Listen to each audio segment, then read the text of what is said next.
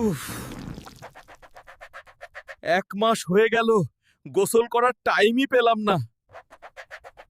এ কি হালকা, 1 মাস গোসল না করে কি করে বেঁচে আছো তুমি?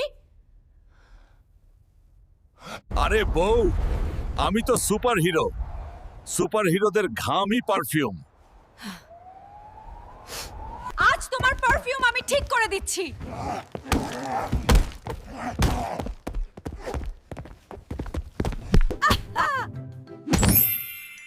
মারো না বউ, আজই গোসল করব।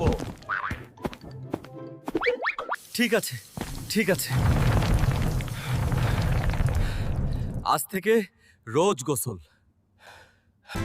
এই তো আমার পরিষ্কার হালকা।